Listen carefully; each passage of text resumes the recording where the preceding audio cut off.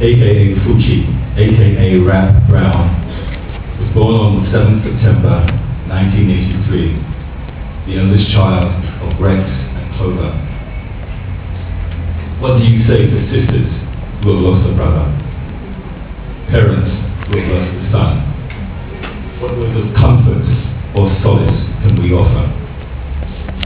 I would suggest that Taiwo could be best described in terms of the wish for continuity that we as parents seek in our children and rejoice when it is apparent. I read the Gleaner report, which employed the term Samaritan. It means one who is compassionate and helpful to a person in distress.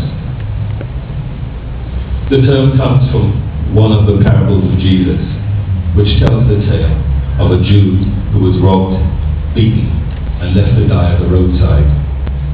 Several people passed by, but only one came to his aid, a person from Samaria, the Good Samaritan. The kindness of the Samaritan was particularly admirable because the Jews and the Samaritans were enemies.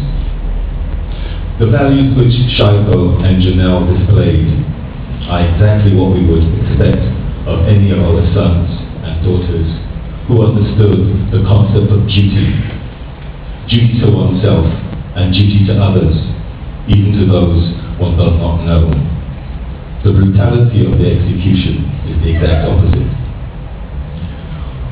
While we rightfully curse and condemn the evil that has been visited upon us and has struck down a life filled with so much promise, we also remember the goodness of those who have sought to comfort us in our hour of need, the collective spirit of cooperation in and out of Jamaica.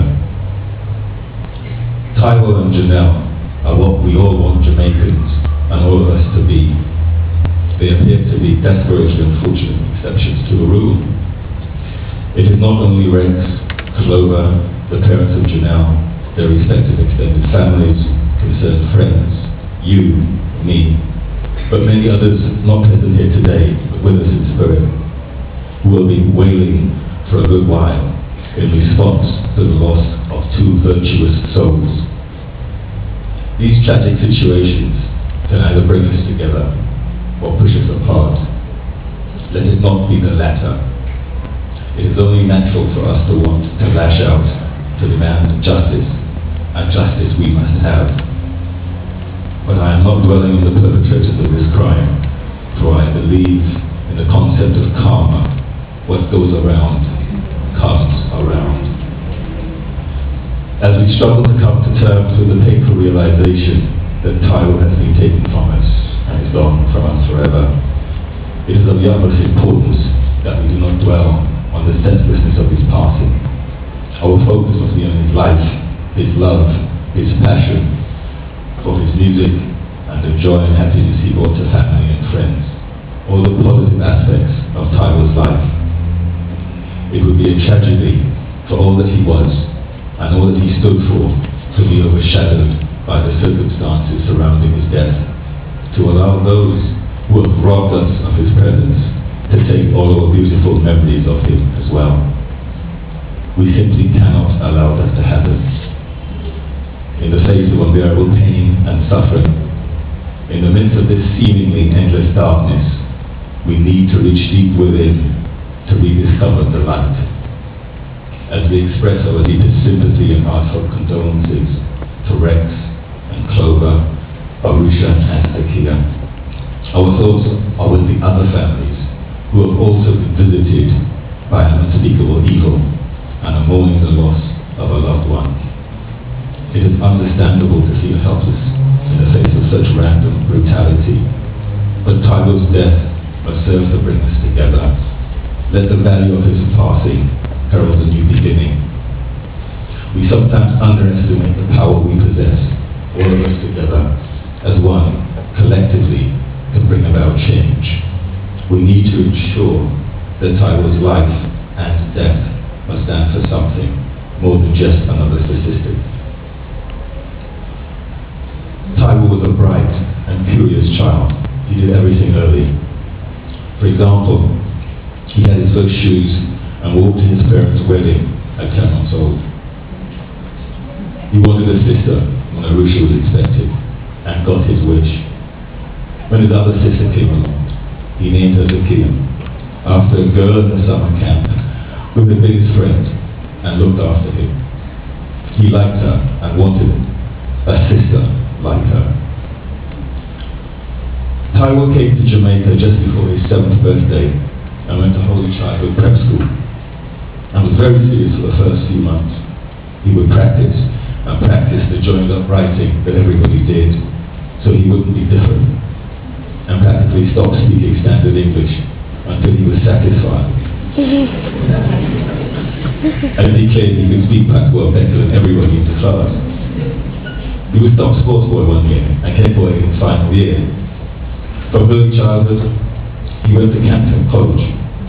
Taiwo had a quiet and thoughtful personality. Initially, he didn't thrive so well. That is until, because he was failing maths at the beginning of the 5th form, he started extra lessons with Mr. Roland Carr. From failing maths, he went into the top 5, and all of the subjects improved.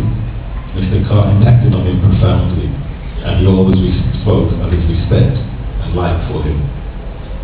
Many will remember Taiwo as a basketball player. He loved the game, and like everything he did, he took it very seriously. He studied the game scientifically, knew everything about it historically, currently and tactically, and played with great passion and enthusiasm. When he joined the AQUEX program, Taiwo met another person who had a marked impact on him, Dr. Dennis Minor. Dr. Minor became Taiwo's mentor, guide, and most importantly, friend. After camping, Taiwo took a year off and went back to England. He said he needed to get back into his family and friends there. He returned to begin his studies in Peronac at UWI, but it wasn't the right time for him, and he stopped after 2 years without completing. And now in his own time, he was ready for the studies, and it was all set to go to the USA in January 2008 to pursue his bachelor's degree. Taiwo worked in several places: Juicy Patties, COK Credit Union, Green World Recycling Company, and most recently, RETV. Taiwo had 2 passions: basketball and music. Music was his life.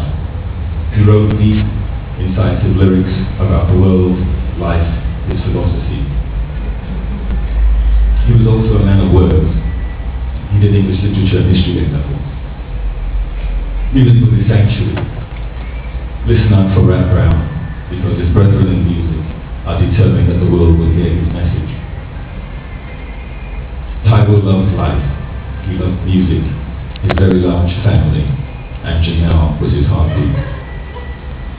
Taiwo was a very special and spiritual individual.